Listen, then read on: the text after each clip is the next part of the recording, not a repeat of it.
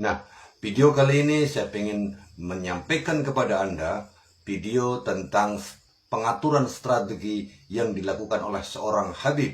Dan suaranya pasti Anda sudah mengetahuinya, siapa pemilik dari suara ini. Mari kita dengarkan bersama-sama apa saja yang mereka rencanakan, dan ini sudah betul-betul sangat berbahaya. Maka dari itu saya harap Anda semuanya bisa menyimpan video ini. Apabila sewaktu-waktu video ini bisa dihapus oleh mereka, dan tujuan mereka adalah untuk menghancurkan negara kesatuan Republik Indonesia. Jangan sampai negara kesatuan Republik Indonesia itu dikuasai oleh orang-orang di luar.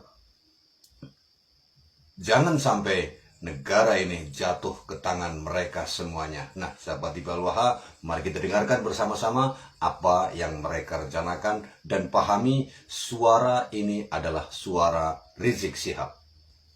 Dan ini dia adalah, maka itu fundamentalis dan tradisionalis tidak boleh bersentuhan, harus dijauhkan, bahkan harus diadu domba. Nah, ini yang terjadi di Indonesia saat ini.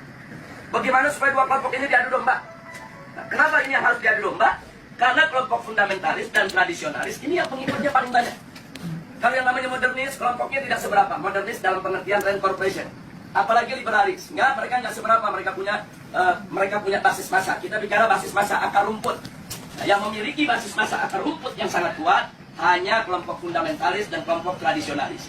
Maka itu kalau ini bersatu, ini akan menjadi satu kekuatan umat Islam yang maha dahsyat, yang bisa merontokkan kekuatan mereka, sehingga mereka akan melakukan berbagai macam upaya bagaimana dua kekuatan ini untuk tidak bersatu. Nah, itulah sebabnya aksi 212 di mata mereka ini merupakan persatuan antara fundamentalis dan tradisionalis dalam negara.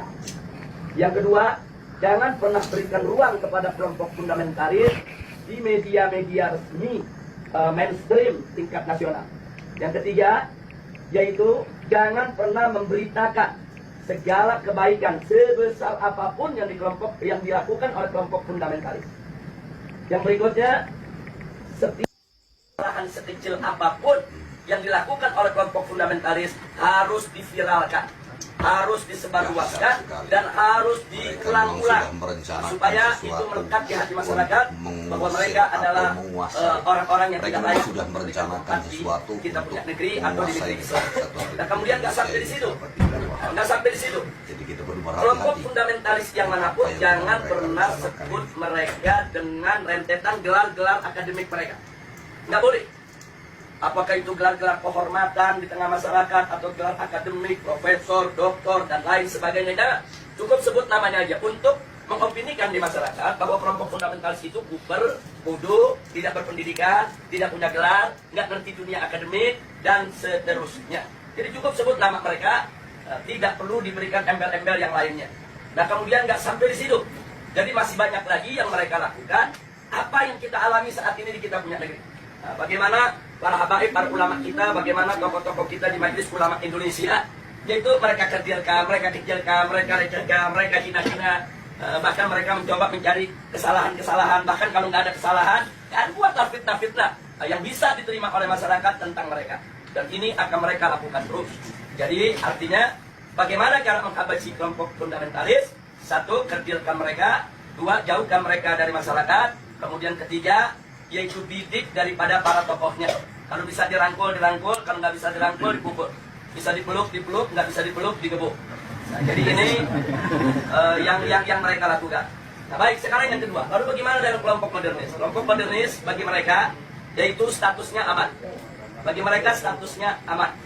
Nah, aman, statusnya aman, sehingga perlu diberikan ruang. Diberikan ruang publik, diberikan ruang media, diberikan ruang dalam sistem pemerintahan, perlu didengar suaranya. Dan kalau ada dari mereka, yaitu punya kesalahan, tutup itu kesalahan, jangan diviralkan. Kalau mereka melakukan kebaikan, sekecil apapun kebaikan, maka itu harus diviralkan dan harus disebarluaskan. Dan penyebutan nama mereka harus lengkap, dengan segala macam rentetan gelarnya, gelar kehormatannya, dan seterusnya, dan seterusnya. Jadi posisi mereka dianggap aman. Nah, kemudian yang ketiga, kelompok liberalis. Kelompok ini mereka berikan status sangat aman. Nah, kenapa diberikan status sangat aman? Karena kelompok ini bukan hanya sekedar dianggap kawan, tapi sudah dianggap sebagai antek. Beda kawan dengan antek. Kalau modernis itu masih kawan barat. Tapi kalau sudah liberalis itu antek barat. Nah, jadi mereka sudah tidak ada nilai kritis sama sekali. Nah, tapi justru kelompok ini yang mereka besarkan.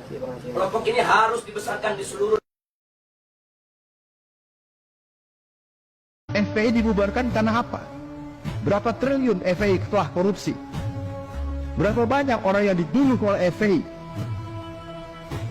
Dan ketika itu terjadi, hampir tidak ada pembelaan. Padahal ini adalah tanda-tanda kebangkitan PKI yang semakin mewujud.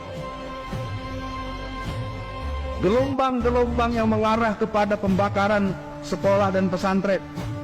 Tanggal 27 bulan Februari 2022, perguruan Muhammadiyah di Cimetuk, Celuring, Banyuwangi, itu pelangnya digergaji. Awal tahun 2021, masjid dan sekolah pesantren Muhammadiyah dibakar di Lamongan, Jawa Timur. Perguruan Muhammadiyah di Mandailing, Natal sudah 5 kali dilempari bom tanpa ada yang mempersoalkan. Saya ingin katakan kepada sidang jemaat yang berbahagia,